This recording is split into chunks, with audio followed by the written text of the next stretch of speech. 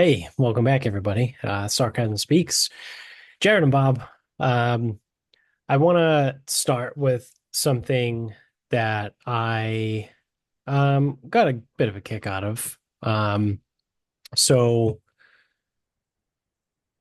obviously, in the week after Trump has won the election, the Democrats are going into like full on meltdown mode, trying to find any reason that they can to blame for why their perfect candidate lost, because it is unexplainable as to why anyone would not vote for, you know, someone that's a black female and would be the first female president ever, and all that stuff. It's unfathomable why someone would not vote for that person. Because on the surface, that's all that matters. It doesn't matter that, she was a terrible candidate. She couldn't speak, right? She didn't. Elocution. She didn't get her nomination through typical processes. Yep. Yep. Yeah. Yeah. I'm sure it's nothing to do with that. It's because the country is full of bigots, Yes, and all of hatred. them. So, um, this is from Roca News, and I'll just read through it. So it says, Democrats are clashing over who to blame for Harris's defeat. The election saw working class voters of all demographics move to the right. Right, we talked about that in the last episode. That Trump gained in all demos, right, except for was it women over 65, and then something else. There were two demos that didn't move at all, and it's not because they moved towards Harris; they just stayed the same from 2020 to 2024. So two stayed exactly the same. Every other demo moved towards Trump, right? So um, the election saw working class voters of all demographics move to the right. In response, both moderate and progressive senators accused the Democrats of abandoning the working class. The moderates have accused the Democrats of focusing too much on social issues like transgender rights. I read that like a retard. I put the wrong emphasis on the other syllable. Accuse the Democrats of focusing too much on social issues, right? Like transgender rights, while the progressives have accused the Democrats of being insufficiently left on their economics and foreign policy. So the progressives say you're not left enough, right? And then the moderates are like, hey, you're too far to the left, right? So I mean, it's kind of odd that both of those could be true, but in some cases they kind of are, because there's more so recently with there's people on the left that have been, trying to get super more involved in that Israel Palestine conflict and being like, well, this and that. And it's like, well, traditionally, right, Democrats have been, or I should say liberals, right? Not necessarily Democrats, but traditionally, liberals have been anti-war, right? They're the party of anti-war. Like they protested the Vietnam War and all that, but now they're, you know, trying to say that Israel, Palestine, either Israel's wrong, Palestine should keep fighting, or we need to fight with Ukraine against Russia, right? And it's like, hey, like that's not what we do, right? Like we're liberals. We're supposed to be anti-war, right? Yeah, but Russia equal bad. So there's been some infighting in the Democratic Party, right? Like I said, the moderates say you're too far to the left, and the far progressives say you're not far enough. So Bernie Sanders, we talked about this a little bit in a previous episode, opened the progressive criticism by saying it should come, and this is the quote that I butchered when I said it the other day. It should come as no great surprise that a Democratic Party, which has abandoned the working class people, would find now that the working class has abandoned them. Right. So that's what Bernie had to say. Um, Spot on, by the way. Shout out to Bernie Sanders. Um, he nailed it right on the head, right? Uh, the most hilarious part about this, though, and this is where this article gets good, is that there are some people that are just completely blind, and I don't even know if you want to say willfully ignorant, but like indignant almost. I would say it's beyond willfully ignorant, and it's just towards indignance. So Bernie, like I said, he You said, the Democratic Party abandoned the working class, so the working class said, fuck you guys. Nancy Pelosi, on the other hand, responded by saying his views are not correct. In an interview with the New York Times, Pelosi said, "Why did voters who earned less than $100,000 go for Trump in such large numbers? Well, there are cultural issues involved in elections as well. Guns, God, and gays. That's the way they say it." Which also, like, that's the way they say it. Like, that's how she says that, but whatever. Guns, that's an issue. Gays, that's an issue. And now they're making the trans issue such an important issue in their priorities. And in certain communities, what they call God, we call a woman's right to choose. Um, excuse me. I'm I'm pretty sure, like, you know, religious people to God is like that, you know, omniscient, omnipotent being from above, not anything to do with women's rights and abortion and anything like that. I understand what she's getting at, but the amount of leaps that you have to make to get to that, right? Like if you're going to call God the equivalent to women's right to choose, right? The ability, which let's also get rid of the sugarcoating here, women's right to choose. You ability to have an abortion. That's all they care about, right? They don't care about anything else, right? Like when they say a woman's right to choose, they mean abortion, right? So you're drawing an equivalency between a religious God, right, and abortion. That doesn't just seem like apples and oranges to me. That seems like fucking kumquats and watermelons. Like that couldn't be any further apart from each other. I mean, as a local retard, I get it because a lot, not all. I don't know what percent, but some of the abortion issue is a religious issue, Well, right? no, I that's what I mean. I understand where So, she's coming from, where she drew that from, but it's not it's well, it's apples to oranges, right? it's Like, short-sighted because there's a lot of topics where someone's religion, especially Christians, will guide them a certain way. yeah, Probably why gambling and weed will probably never be legal in South Carolina. yeah, yeah, most likely. But Part of. again, just an odd thing to say, an odd way to put it. Also extremely condescending, right? Like what they Well, call that's the thing. God, we call a woman's right to choose. Oh, okay, you dumb bitch. Like, fuck off. Again, I'm not religious, right? Like I take no personal offense to this. I just think that she, in particular, needs to retire. Just to put it simply and somewhat politely, she needs to retire. She needs to be done. I was kind of Um, thinking she's acting like a cunt. yeah, yeah, she's a massive cunt. Um, so she continues. Um, I do have a discomfort level with some of the Democrats right now who are saying, "Oh, we abandoned the working class." No, we didn't. That's who we are. We are the kitchen table working class party of America. E- No, you're Excuse not. me? No, you're not. No, you're not.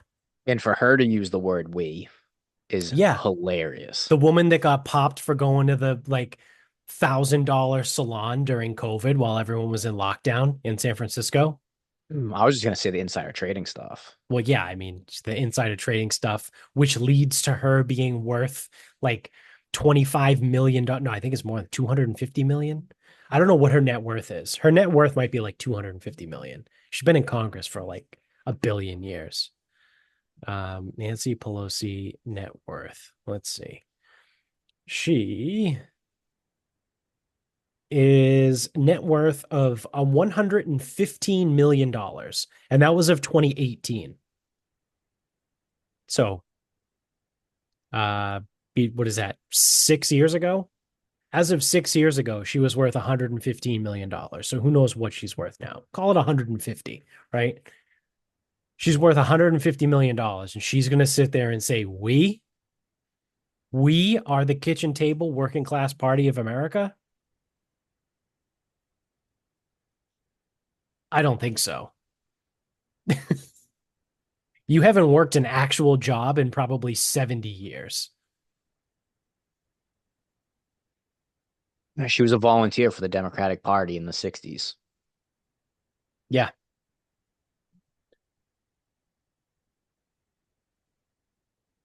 She's what, 82 years old? That's what I mean. She probably hasn't had an actual job 84. in 70 years. And that actual job was probably like working at an ice cream store, right? Scooping ice cream in San Francisco or something, wherever she grew up. I think she's from that area. She's been in politics for fucking ever. Graduated college in 1962. My mother was born in 1963. She was married in 1963. She graduated college before my mother was born. And my mother's 61 years old.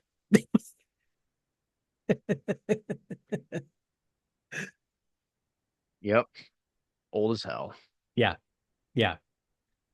So she can get fucked, right? We are the party, the working class party. Fuck off. So then I will say, this goes on. This is the end of it right here. Uh, so Roca writes on. Meanwhile, influential liberal New York Times columnist Maureen Dowd wrote that identity politics were the problem. The party embraced a worldview of hyper political correctness, condescension, and cancellation. Sounds kind of like Nancy Pelosi. And it supported diversity statements for job applicants and faculty lounge terminology like Latinx and BIPOC, by like Black, Indigenous, people of color. MSNBC host Mika Brzezinski and Joe Scarborough read the piece aloud on Monday, saying it really crystallized how some Democrats are waking up and realizing that woke is broke. So MSNBC, who's extremely left wing, is now like, yeah, they're too far. The Democratic Party went too far to the left. They focused too much on identity politics, hyper political correctness, condescension, and cancellation. And then they wonder why no one wanted to support them. But not Nancy Pelosi, though. She's no, it's not our fault. We're the Hey, working class party. put on the fucking hot dog costume. Yeah. We're all looking for the guy who did this. Yeah. Yeah. So I just think that's hilarious that there are people that are so entrenched, right, in this that they can't see, like they can't see past their fucking nose, basically. Like they're in so much bullshit, right? Like, because I'm sure Nancy Pelosi's not the only one. It's like, oh no, it's not our fault. No, it's not our fault. It's guns, gays, and God. That's the issue. That's why people are bigots. It's like, no, it's funny because all these other people are noticing it, right? Bernie Sanders nailed it. You know, MSNBC nailed it. This woman, Maureen Dowd from the New York Times, nailed it. But you can't fucking see it. Which kind of makes me wonder, I think we talked about this on one of the previous episodes. Um, will the Democratic Party be able to like self-reflect, right? And like fix what they need to fix in order to, you know, advance? And if they continue to be led by people like Pelosi, the answer is no, because she is clearly incapable of self-reflection. Yeah. And that's like the biggest fault in all of this. Like if you can't look in, assess what happened, and then adjust, you're fucking screwed. Definitely for the next. I would assume if you can't figure that out, you're screwed for the next election, and then whoever that is, you're screwed for the one after that too. Right, right, because the incumbent usually has the edge. I know it didn't Yeah. work out the last two elections in a row, but typically that we just had back to back Yeah, exceptions. but it was incumbent. It was the vice president. That's a different candidate. No. I mean in 20. So, oh yeah, there has only been one. Never mind. I was going to say, oh, 2016, but 2016 was the end of Yeah, that Obama's was term, new. so there was no incumbent. Hmm. Um, yeah. Well, yeah, no, two in a row. So the income, well, yeah, yeah, you're right. It was the vice president, not the president. Which is really funny because if Biden continued to run, he may have. Nah, you know what? I I don't don't think know. so. I don't think It's so. it's I hard to don't. say. I don't know if he would have. Yeah, Because for as stupid as she was, he was like seriously on the fucking decline. yeah, Although yeah. someone released a video of like the day after, and they were like, "Looks like a completely new guy." Yeah. Yeah, I saw someone commented under one of those videos or wrote a caption or something that was like, "Oh, looks like they put it in quotes. So it looks like the nutritional aide stopped putting the rat poison in the ice cream every night Yeah. because like he's good now, right? It's like they were intentionally drugging him to fuck him up so he would not be out of the race. I don't know, maybe could be, but You won't know, and yeah, that guy ain't running again. So no, no. Yeah, I think we just need to be done with all the old people in Congress, right? Like, get Biden out of there. Obviously, he is going to be out of there, but get Pelosi out of there. Even Trump, right? I know this is only one term, right? But like, I'm all set with like the 70, 80 plus year olds like running the country. Listen, go enjoy your retirement, right? Like, you only have statistically you only have roughly 10 to 20 years left to live, and 20 would be stretching it. Not a lot of people live to be 90. Um, so like if you're in your 70s, like you don't be in Congress. Like we don't need you. We don't need you to run the country, right? Like you've done enough, you're done, right? So, I mean, I do like the idea that Trump is already trying to get term limits put in for Congress, which is sort of like an age restriction in a way. have both term limits and age restrictions. Like Yeah. Yeah. I mean, I don't think you can get both at the same time, should be. but Doesn't mean it'll happen. I'm fine if there's a term limit. Like you get a two-term limit for a senator, right? So that's 12 years. Um, and there's like a 60-year-old senator. Okay, you get to be senator till you're 72, whatever, right? Like I'm fine with that. But like it's just I forget what it was. We looked it up like a few months ago, but like the average age in Congress was like fucking I think it was like 59 years old or six, it was somewhere around 60 years old. But like the average age in the country is like 42. There was like 20 years difference of people in Congress versus like the actual average age of the country.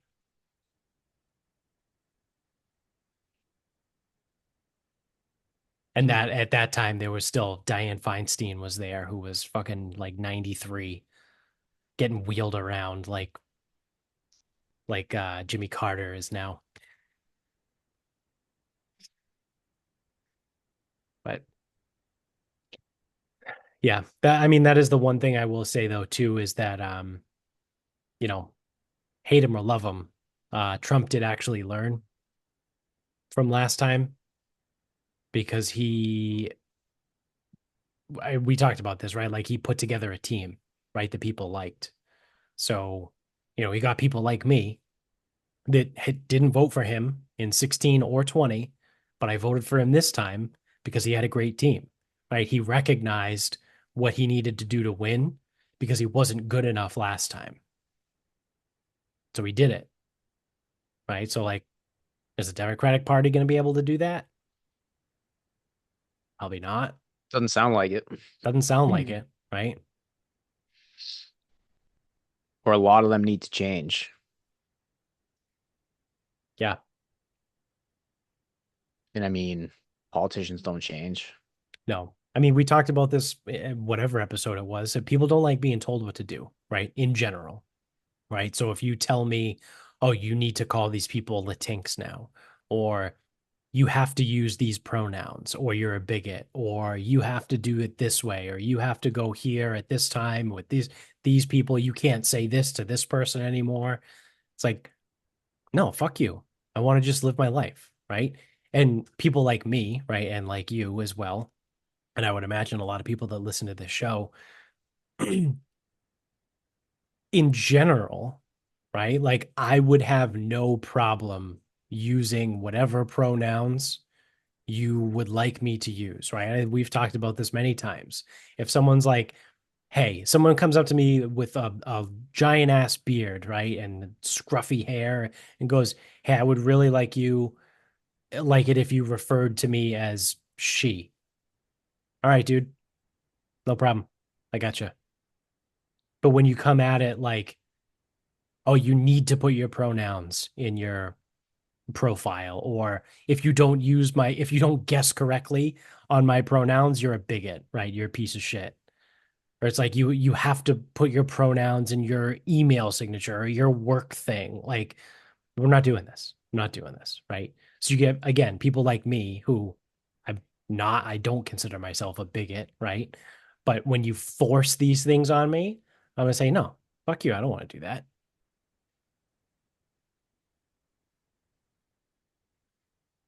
So that's how you get there. There's another thing that is cooking up that's a massive scandal that I saw the other day.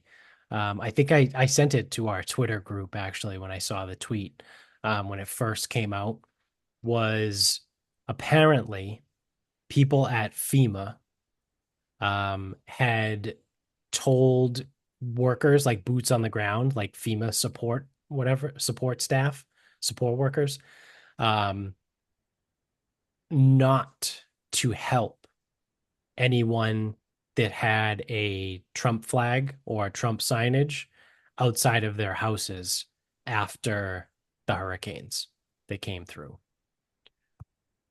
And that's a big fucking problem. So we suing everybody or what? Yeah, there's going to be a massive lawsuit that comes from that. Just the devastation in general that happened from Florida up to all the way up to North Carolina, right? Um, from both of those hurricanes, it was Milton and Helene were the two big ones that fucked everything up. You have like actual proof now that there were higher ups in FEMA told the boots on the ground to stay away from any house that had a Trump support, like Trump flag.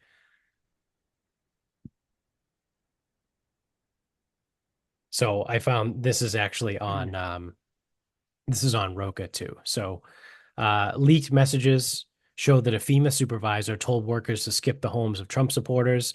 The order came as FEMA canvassed homes in Florida to see if they needed support over damage caused by Hurricane Milton in late October, early November.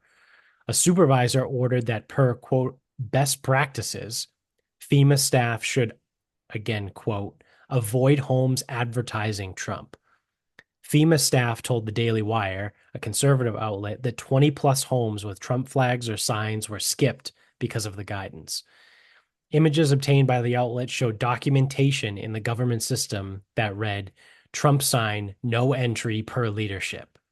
Trump sign, no contact per leadership. Per leadership, no stop. Trump flag.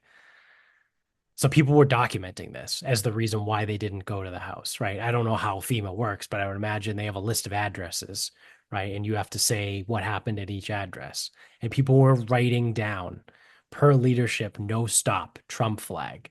Like, and you thought that wasn't going to get traced back to you. So FEMA said it was, quote, horrified that this took place and have taken extreme actions to correct the situation.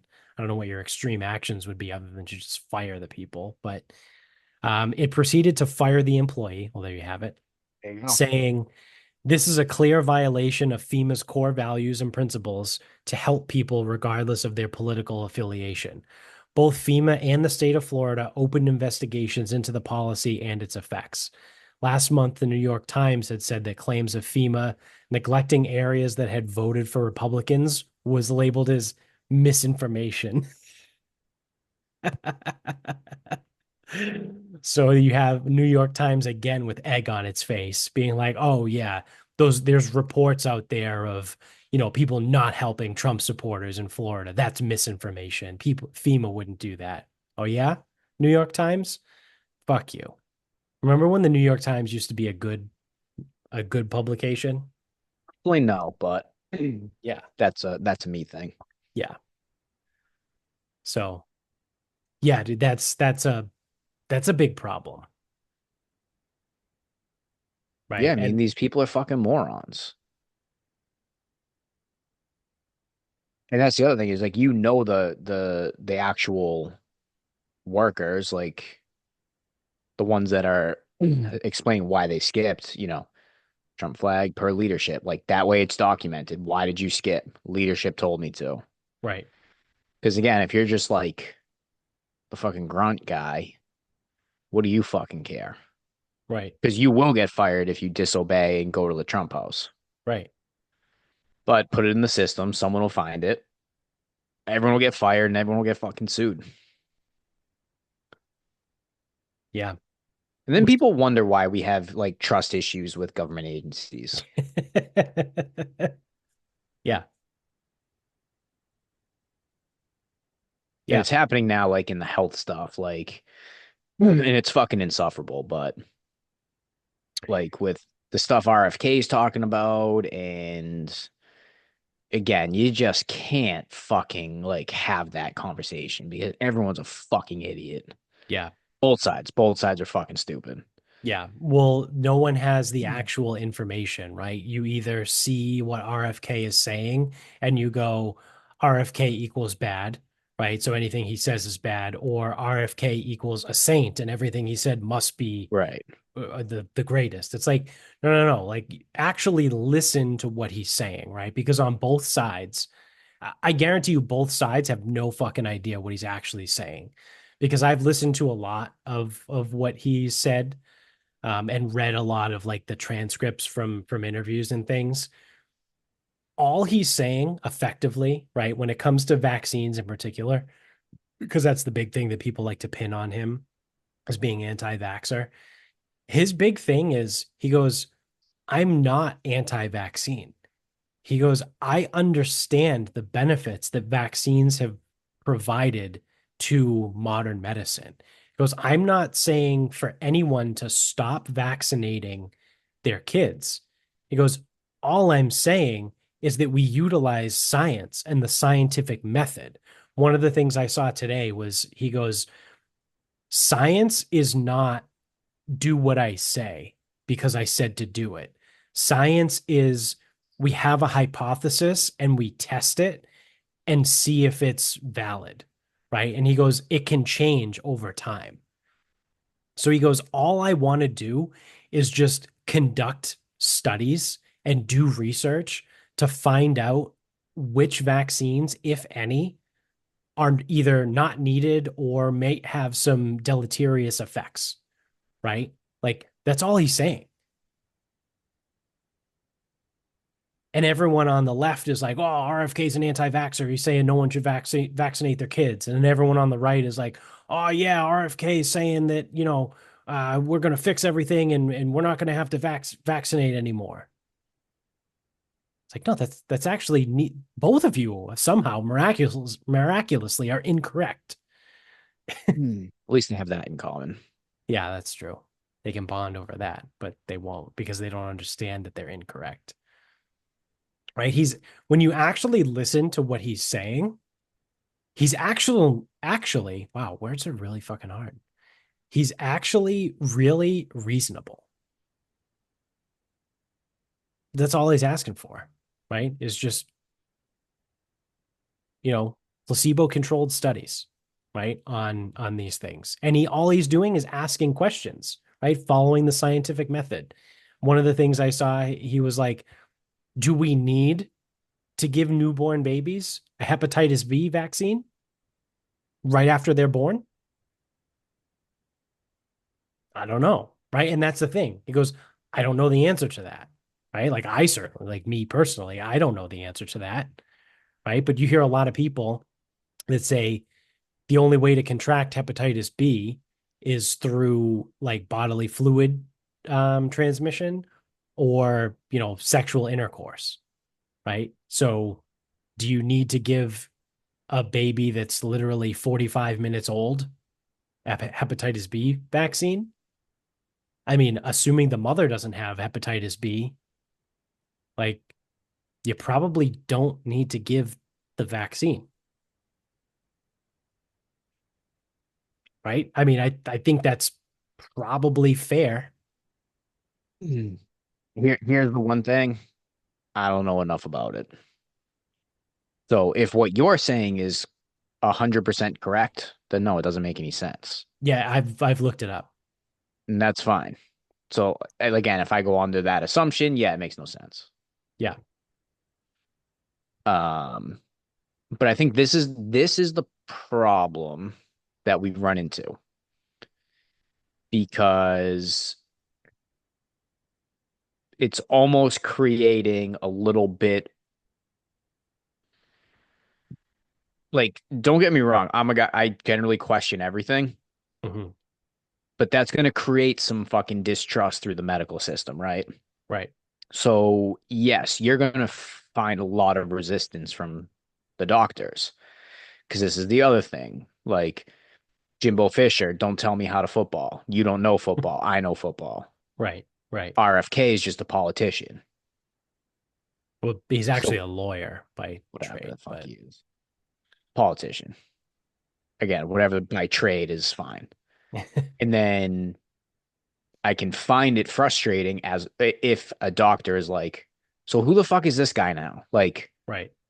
Like he's, you know, not necessarily undermining everything we're doing. He's like, but this paves a way for, patients to start questioning everything. And as we figured out, patients aren't smart enough to do that Right. because what gets put out to the public is not exactly what he's saying in the mess. And that's the problem is now it's a whole fucking mess because he says, I wish we would just continue to test stuff Right. effectively. That's effectively what he said. Yeah, Paraphrase because from a your lot of like paraphrase. the new vaccines and the vaccine schedule haven't gone through, the standard, the classic double blind placebo studies. Mm. Right. So then you have people that go, oh, question every vaccine now. It's like, no. It's the reason why fucking measles keeps fucking showing up and shit. Like Right. shit that we eradicated a long time ago is fucking coming back. It's It like, also, again, to go back to science, right? ugh. By doing that and you know, conducting research, it would theoretically allow for better vaccines, right? Mm. Like Yes, but this is the problem though with what's the biggest issue with most MDs in a broad sense? they run through insurance, so they don't have enough Well, time to yeah, do okay, so anything. yes, they do insurance, but mostly it's like they just follow like the protocols or the whatever they have in place. They don't ask enough questions. They Yeah, don't think critically. if you're presenting A and B, I'm going to write you a script for C. Yes. Yeah. And Yeah. a lot of times, like they're not asking the right questions or not suggesting, hey, I want you to go for 3 30-minute walks every week for the next 6 weeks. I want you to log it for me, and then I want you to come back in 6 weeks. Do you know what I found out? Did you end up listening to the Casey and Callie Means episode on Joe Rogan? No, because again, this is another thing. So it's like, because I at work, I heard it. Some people like, oh my God, I can't believe like how intelligent and how smart they are. And then it's like behind the scenes, it's like, oh, fuck me again. Like they're pushing an agenda too. And I'm like, I Yeah. can't fucking do this. Well, so I found out from that podcast that a doctor can write a prescription for exercise. And if Doctor can write a prescription for anything they want. right, yeah, yeah. But Like they can write a prescription for medicine. if they write you a prescription for exercise, then your gym membership or whatever becomes able to be covered by insurance. Yeah, but then they don't get a kickback from that. Right. Right. But like no one, I didn't know that. I feel like most people have no idea, right? That Just all you because, need to do is have your doctor write you a prescription for exercise. Now, boom, you get a free gym membership basically because your insurance will pay for it. yeah, I was gonna say I know they cover like 150 bucks a year or something, but Well, yeah, that's like I've just in general, but never heard of a doctor prescribing exercise. Not once, no, never. no. Nobody.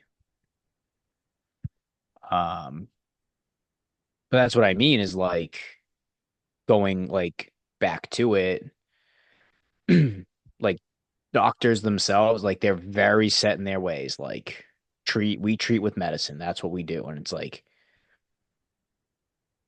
sometimes when we treat with medicine, it is the only thing that's going to fucking help you and Right, potentially save you.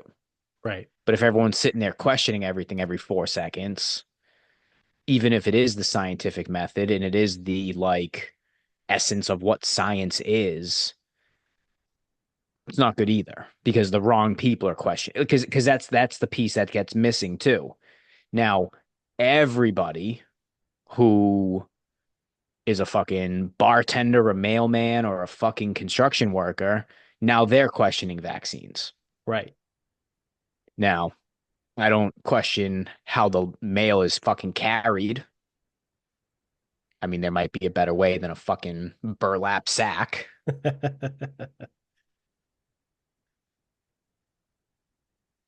but that's the thing. It's like people see that shit and then they think they have permission to Right. question these things. But the problem is not enough doctors are questioning these things. That's not how I would do that.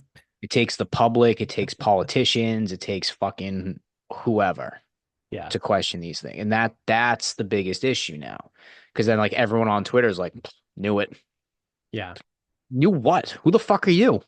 right, right. Well, that's the issue too, right? Like you said, people don't, I don't know how to describe it. Like they don't want to go for the full effect, right? Because it's if when you start using science, right, to question things, right, just to stick on the topic of medicine, right, or vaccines or whatever, it's not going to be me and you that are No. conducting this research, right? It's not going to be the bartenders and the mail carriers that are conducting the research. It's other scientists, right? It's other Right. doctors, it's other medical doctors, right? So it's like But this is they're the it. people that are going to be doing the research to do the science to make sure that everything is on the up and up, right? And if they're the ones that decide, hey, this one brand of MMR vaccine, like, turns out it's not actually that good. But don't worry because we have six other versions of the MMR that work great, right? Like, then that's one of the things that I look at as a potential positive, right? Yeah, Is like you can weed out some of the stuff that might not be that good. you could. Dude, here's my thing. You should always be testing vaccines and medicines and Yeah, for sure. doing these try always Always. because anytime I mean again it's like oh this is the way we've always done it like that shit's not fucking good enough. Right. Like it should always be being tested and someone should always be trying to figure out if there's a better version and like always trying to better it. Yeah, I agree. Now here's the issue with that idea. It's coming from a lawyer politician, Hmm. a legacy lawyer politician, and it's being told to the general public, Right. being met with severe resistance from the exact people that need to be doing that work. And there's also potential for lost profit from And that, yeah, and that's probably the biggest industry and yeah, that's before we in even get into the ulterior world, motives if here. not like top three. Maybe oil is the biggest industry in the world. but pharmaceutical industry is definitely a top three industry in the world, right? It's probably Yeah. oil, pharmaceuticals, and I don't know what the other top like other Right. And industry would then be. who's paying for this research? Right. Federal government? Please no. Yeah. Well, I mean, if Vivek has his way and starts slashing all the departments, they'll have plenty of extra money to spend on research. That's the problem. That's the other thing too. It's like all these good ideas, they just get fucked up. Right. Right. Whether Yeah, it's you the can wrong have great person, wrong ideas, implementation. but yeah, exactly. It's the implementation and the execution of those ideas, right? Like you Well, can actually, sit ideas are here. fucking useless, as our Yeah. boss used to tell us, because every college kid, I've got great ideas. I'm a good idea guy. Yeah. I'm an idea guy. Yeah, I'm like an idea guy. Yeah. But I can't always execute. It's like, so you're fucking useless. Yeah. Yeah. Oh, I'm full of good ideas. Just, don't really like execute them. Yeah, I sometimes dream at night too. Yeah. Sometimes. Yeah. Yeah. George Costanza, I'm an architect. Yeah. But yeah, I mean, like I said, there might be a lot of extra money depending on if they can I'll actually believe it when I execute. fucking see it. I'll believe it when Yeah. I see it. The one I'm most There's your in, scientific method. yeah. The one I'm most interested in is the um replacing income tax with tariffs. Yeah, I don't even know what that means. What does So that mean? again, I'm not an economist, right? I'm not a mathematician or anything like that. I just listen to people on podcasts and read stuff on Twitter. But from what I've gathered, right, Trump's plan is to completely abolish federal income tax, right? So um, I think most people probably fall into like the 22% tax bracket, which again, it's a progressive tax. So you pay, we've done this exercise before, right? You pay, you know, 8% tax on money between 0 and 15 grand, 12% on 15 grand and a dollar up to like 50 grand, and you know what I mean. It's progressive tax, right? So if you fall into the 22% tax bracket, your effective tax rate might be like 17%, right? 18%, something like that, from federal taxes, depending on where in that 22% bracket. Because I think to get out of the 22% bracket, you need to make over like $130,000 or something like that. That's why I say like most people are probably, at least most people we know, probably fall somewhere within that 22% range. So what Trump is proposing is abolishing that, right? You pay zero federal income tax, right? So everyone goes, oh, well, how does the federal government make money? Okay, well, what happens is they're going to impose tariffs on any products that are not manufactured in the US. So a tariff is basically a tax on an imported good, right? So the t-shirts that come to Kohl's from Singapore, right, or Thailand, wherever they're made, right? They're hit with like a 30% tariff, right? So now that $10 t-shirt is now going to cost $13, right? Because the company, and this is the other thing too, everyone on the left goes, well, this is stupid. Like the cost of everything's going to go up. Your $15 cheeseburger is now going to be $18. So I hope you enjoy it. And your $20 t-shirt's now going to be $25. So enjoy higher prices, you idiots. And it's like, well, yeah, you're going to have more money in your pocket because the government stopped taking your like they stopped collecting an income tax. So all of that money that they stole from you, right? They're not going to take it from you. So effectively, yeah, prices are going to go up, right? but you're going to have more money in your pocket. So in a way, right, it's not a directly this way, but in a way, it's similar to a consumption tax, right? So if everything is more expensive, but you have money in your pocket, more money in your pocket, you now have the ability to save that money and not spend it. So if your $25 t-shirt now costs $32, you have the option to not buy a $32 t-shirt. You can wait. You can find something that might be cheaper, right? Like you can just not buy the shirt, right? You can just not buy it. You don't need it, right? Maybe you're just a compulsive shopper, right? You don't get to just not give the government, the federal government, your money on an income tax, right? Like they're gonna take it. And at the end of every year, they make you jump through a bunch of hoops and be like, oh yeah, I guess we took an extra $3,000 for you from you. So here it is back. And by the way, we're not going to give you any interest on that. So I guess our bad for taking too much money in taxes, but here's a refund, right? Or at the end of the year, say, you didn't pay us enough. So now you owe us money, right? That goes away. All that money stays in your pocket. So you have the money to be able to afford when prices inevitably go up due to tariffs, right? And the caveat there is prices of goods will go up that are imported, right? So if you have a like Origin, for example, is a company that's owned by Jocko Willink that's up in Maine. Origin is handmade clothing and boots and belts and all that shit. They make it all at a factory in Maine, right? Everything is sourced from the United States.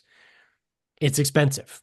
It's like $130 per pair for a pair of jeans, but you know that like some dude in the woods in Maine fucking stitched that denim himself, right? Like, so that $120 pair of jeans is going to continue to be $120, right? Like, because everything is sourced in the United States. So the prices of those goods aren't going to increase. What it is it tries to keep the money within the country, right? And you have to pay a tariff, right? A tax on anything that's not made in America.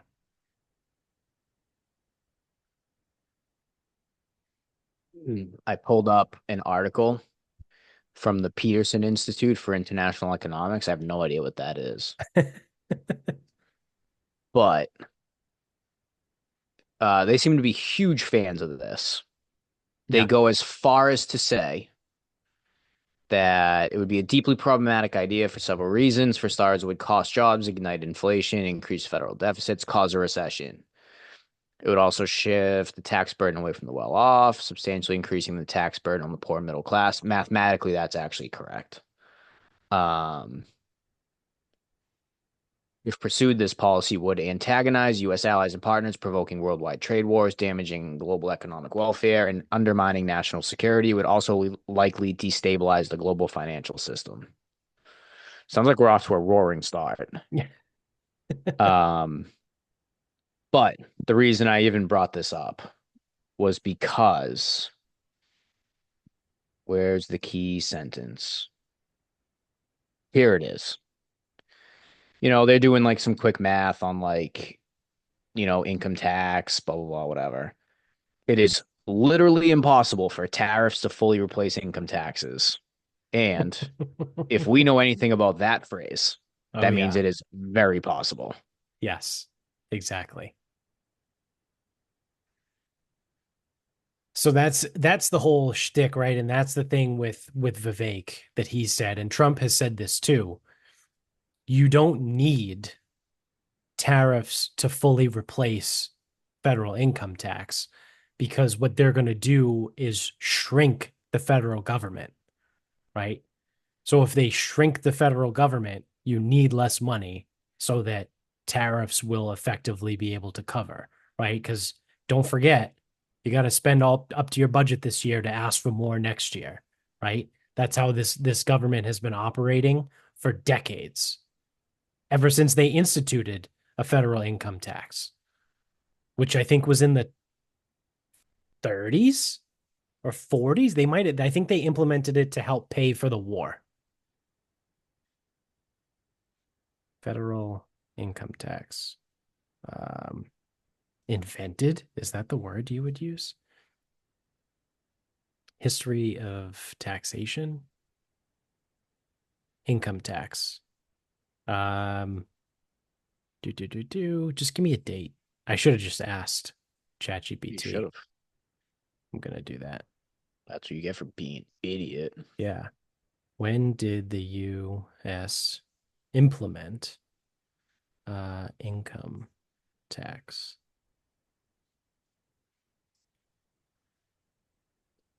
The U.S. implemented a permanent federal income tax in 1913 with a World War One. ratification to the No, 16th Amendment. too early. The amendment gave Congress the authority to levy a federal income tax without apportioning it among the states or basing it on the U.S. Census. Before this, income taxes had only been imposed temporarily.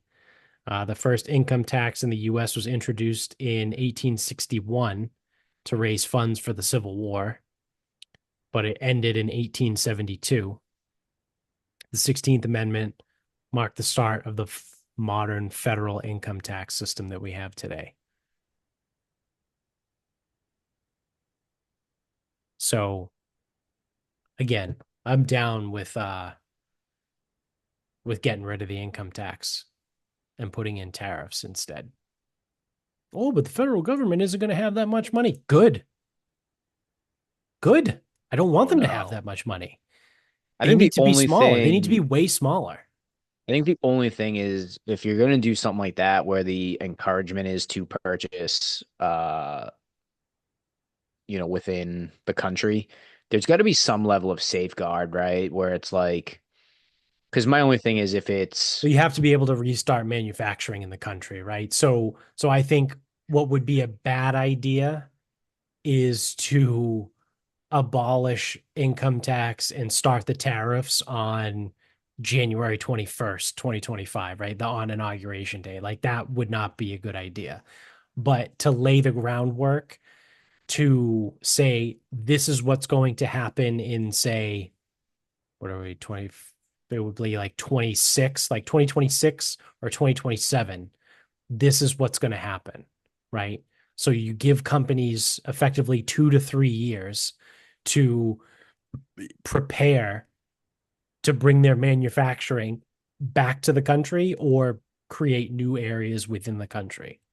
Right? Like you have to give the companies time to get set up. You can't like I said, that would be a disaster if January 21st, 25 is like, oh, no more income tax and now we're just doing tariffs. It's like, okay, well, cool. I have way more money in my pocket, but now there's nothing that's made in the United States. We learned that during COVID, right? Nothing is made in the US. All of those crazy shortages that we had for random shit, it's because it's not made here. It's made overseas and it's shipped over here. So there needs to be a ramping up period of being able to bring manufacturing back over. I also can see a world where if say like the average price of an imported shirt is $10 and there's a 30% on top of that. So it's again the average price of a fucking base level shirt $13. Mhm. And say it only costs someone in the US $9 to make it. Well, I could easily see them going up to fucking 12 because Well, it's yeah, still cheaper, right, but it's like they're still juicing the prices because now the prices of everything else went up, right? right. Yeah, and there's going to be some of that. Or like, hey, if the average price of a Toyota is X, and the average price of a Honda is Y, all Ford has to do is just get up there to be 10% less Well, than that's where things those get two. the car industry is weird because already a lot of Toyotas are made in the United States. Like they're Fine. manufactured in the US, in Texas and I think Ohio. has a lot of manufacturing for the car. So yeah, it's just a weird example, but yeah, Yeah. I know But what like you on mean. that Like, idea, because again, I'm not smart enough to know yeah, the exact examples that like make a difference here. Fucking olive oil. yeah, yeah, Let's like use olive oil. Like, yeah. all Italian right, imported well, olive oil is going to go way through the roof. yeah. So like but like here's the thing. Like, so like let's say it's like what was a $10 bottle is now a fucking $20 bottle. Right.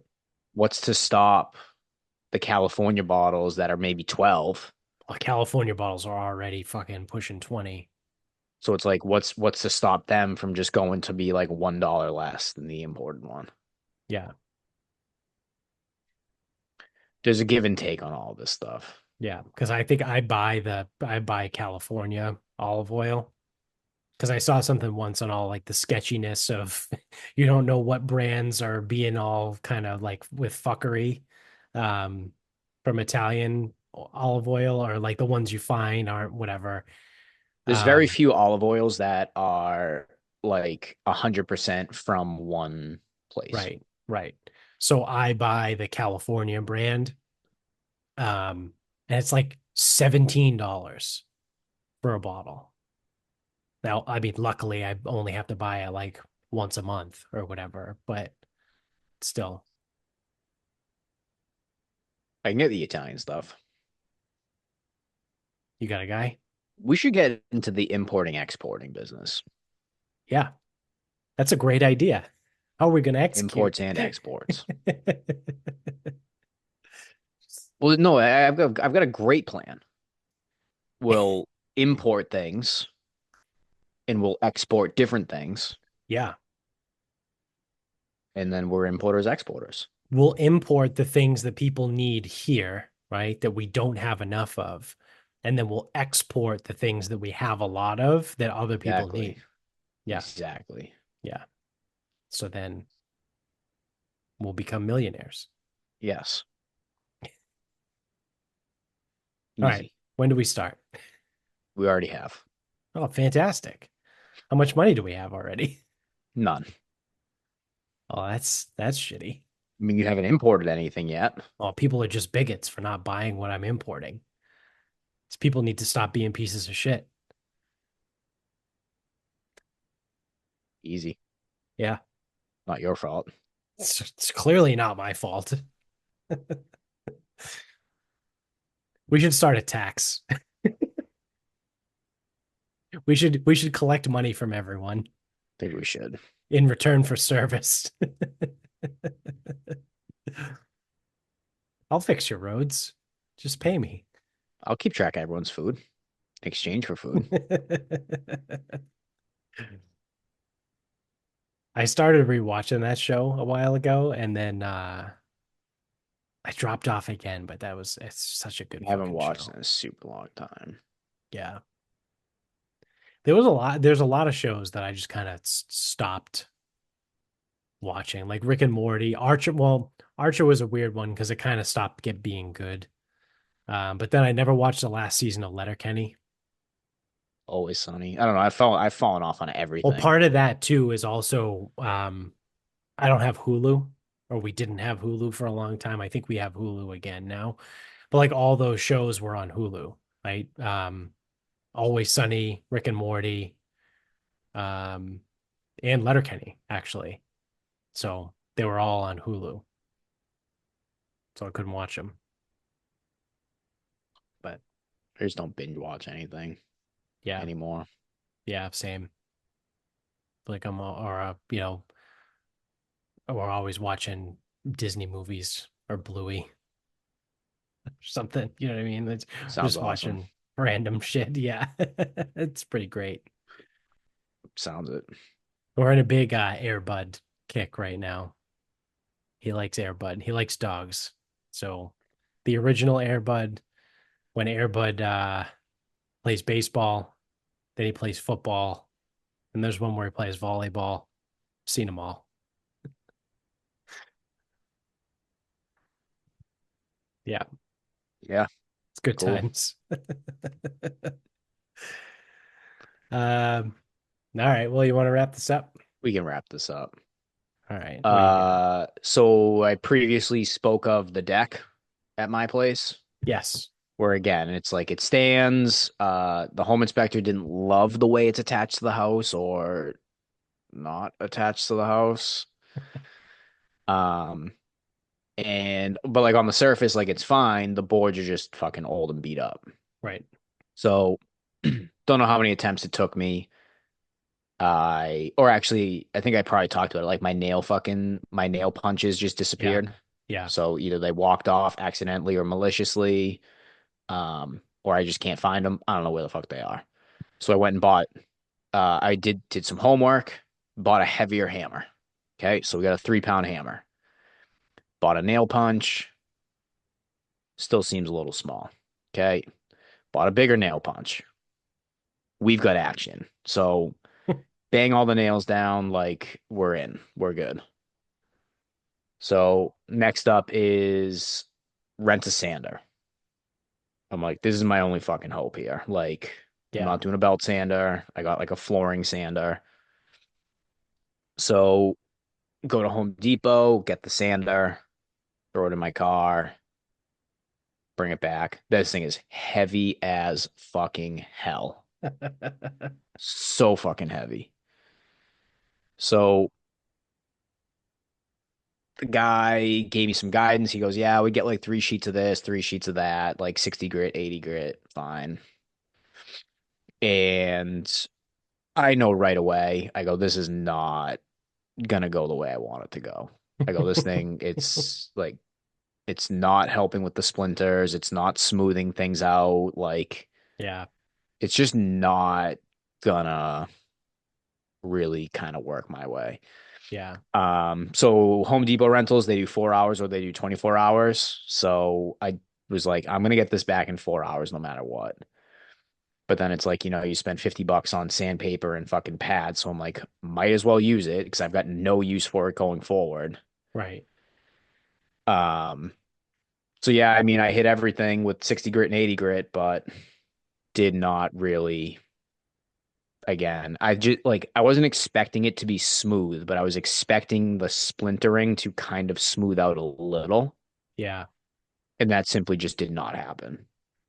Plus, the fucking sander's probably too heavy. So, like, some of the splinters, it fucked it up further.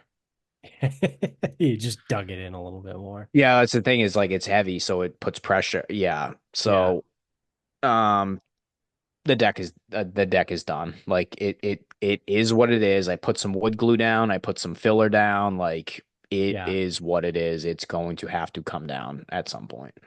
Yeah. I was gonna say or ask if that would be an option again from a not an actual man, if there was something that you could spray or put on it that would Too far help, gone. you know, It's too far gone for not a lot of reward. Like yes, I could yeah, try staining it. I could try prime it, paint it. I could do those things, but yeah. I was I thinking think almost I something along the lines of like an epoxy, right? Like if you spray on yeah, something but I just to guess like epoxy hold doesn't it so like. it doesn't fucking explode splinters Yeah, I everywhere. guess I guess epoxy doesn't like sunlight though. Yeah, that's fair. I think it But breaks it even if it's down. not epoxy, something similar, right? Like I didn't know if they made, Fucking like you said, you tried concrete. to use wood glue, right? Like that's just Well, that's seems because I had it in my dangerous. garage. Like that's what I mean. Is Yeah, like I didn't. I was like I go. I'm not spending any more money. right. I will put like minimal time into this thing. Like I'm good here. Yeah, Um, no, because what everyone's like, oh, just replace the board. I'm like, I'm not trying to spend any more money on this thing right, right. The because it's next time you going to spend money have to on it come is to down. replace it. Yeah, Yeah, and we do want to either lead down to a patio or lead down to like a lower deck or something. Like we want to do something else. So it's like it's going to require reconstruction. right. And if it's really like if the home inspector liked the way that it was constructed, again, it's solid, but he didn't love the way it was constructed. So if that was the case, I would just replace all the boards and I Yeah, would just resurface the whole thing. But right, right. he didn't love that. I think we still have the budget for it, so it's like with the other projects we want to do, like so it's out of my pay grade. We are done here. But my God, what a piece of shit that sander is. Like, I haven't rented much from Home Depot. They got a lot of shit in there to rent. Yeah. Um, you can rent like tons of stuff. Yeah. I usually rent the push leaf blower every year. Yeah. Um, what a fucking piece of shit though. Like, at one point, because like the handle like is very, very upright when stored, and then you can Hmm. lower it down to like what would be a pushing thing. Yeah. Yeah, the thing got like fucking stuck in Yeah. a like too low position. So I made it work. I'm like, I'm not waste again, I'm not going crazy over this fucking thing. Well, it's the That downfalls of rented equipment, right? You have like exactly. mongoloids that rent this shit, and like it's like when you go to buy used clubs, right? And you see a putter that's all chewed up, like it's been hit out of, like you've been hitting rocks with the thing. You're like, who does, like, how does this happen? How is there a Yeah. chip on the top of the putter? Like, do you just throw this thing across dirt and rocks all the time? But like, that's what you get at Home Depot, right? It's rental. So I'm looking at it because I'm like, I gotta get this thing back upright because it won't go back upright. It's like stuck too low. I'm like, I gotta at least fucking turn this fucking thing in. I go, Yeah, or I have to go back and say, hey, like, I turned this thing down. It's all fucked up. Like, what did you rent me? So like yeah, play stupid like it wasn't something I did, which it wasn't. All I did was lower right, the handle, which is a function of the fucking right.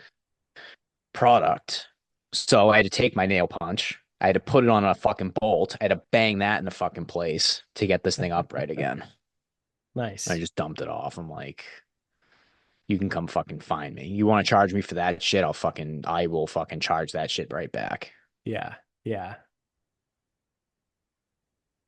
So the deck did not go to according to plan, Well, but I didn't at waste. least it's done. I didn't. Well, it is what it is. It's over.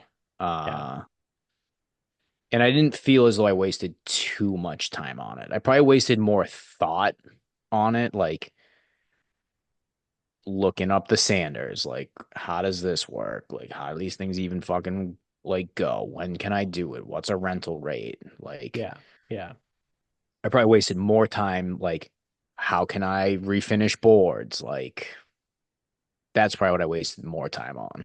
yeah, yeah. But actual like labor was like nothing. Well, that's not bad. So back to the drawing board on that. Well, uh, my final thought is taking a trip back to, not that I am going back to, but for discussion purposes, taking a trip back to San Francisco real quick. I, for the first time ever, saw um, driverless cars in the city. They're everywhere, actually. There's like a bunch of them. So they're called Waymos, and it's basically an Uber that is a driverless car. They've got all these like wild like cameras, like literally cameras all over them. There's like a spinning camera on top of the car. There's cameras on like all four doors. There's like two cameras in the back, in the front. Like it's wild. Like it just looks insane.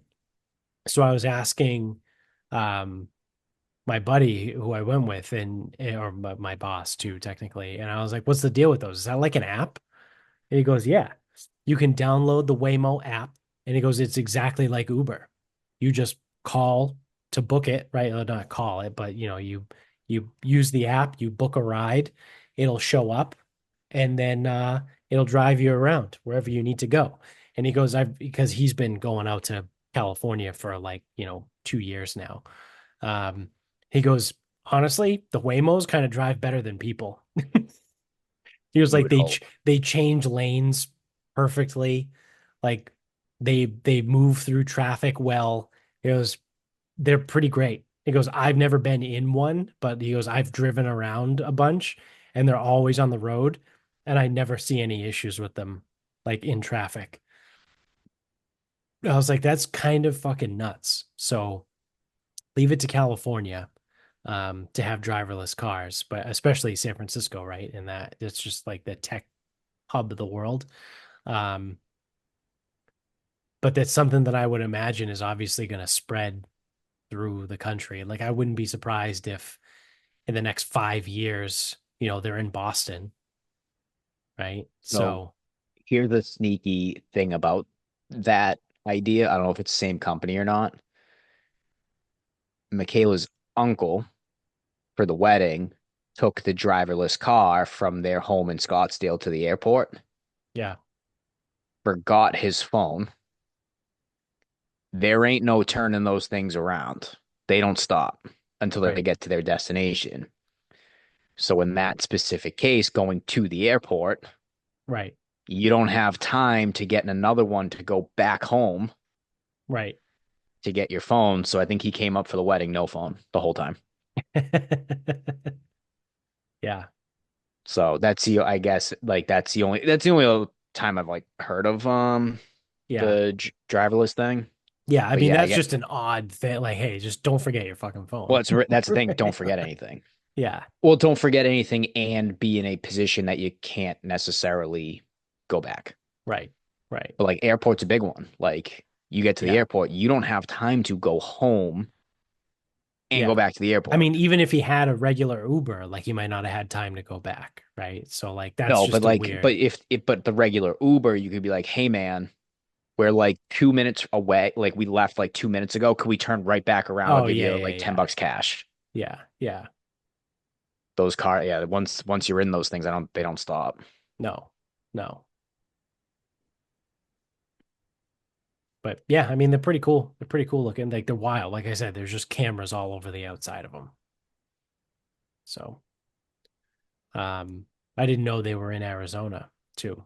Again, I don't know if it's that exact one, but Yeah, it doesn't um, matter if it's the exact there one, was but there was something, yeah, some service that he used. And again, I could be fucking up some of the details, but the moral is there.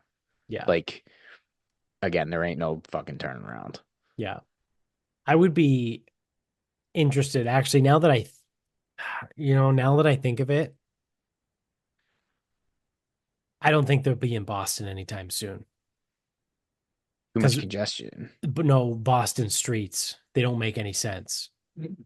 So like there's random like one ways and shit like that, you know what I mean? Like the amount of like mapping and AI, I think there will be eventually, right? Once the technology gets a little bit better, but it makes way more sense to have it in a place like Arizona, right? And California, where like the roads are pretty straight. Well, the other thing too is like with Everything kind Arizona, of makes sense. it might be like a specified route or a specified destination. Like, hey, we have this service, but you can only take it from wherever you want to get picked up. Doesn't matter, but it Yeah, only goes to the airport or something like that. right, right. And then they expand on it. Yeah. Yeah, I feel like the West Coast states, their roads make a lot more sense. They're a lot more organized. What did someone describe it as? Like someone dropped a plate of spaghetti and they just said, "Let's make a city here." Yeah. Yeah, that's like every East Coast city. Well, I mean, New York probably seems to have New York geometry or was symmetry. fixed. They went on the grid system, but I think like Philly, DC, Boston, like they're just all a mess. So yeah, that's gonna do it for us. So thanks for watching. If you're on YouTube, don't forget to hit subscribe up above, hit the thumbs up down below. If you're an audio only guy, subscribe over there as well, whatever service you use. If you use Apple or Spotify, rate and review the show. That would be great. You can get us on Instagram at Sarcasm Speaks Pod. Twitter is Sarcasm_speaks. Facebook is Sarcasm Speaks. Website is sarcasmspeaks.com. Check out the show notes below. Support the sponsors, support us. And until next time, good night, everyone.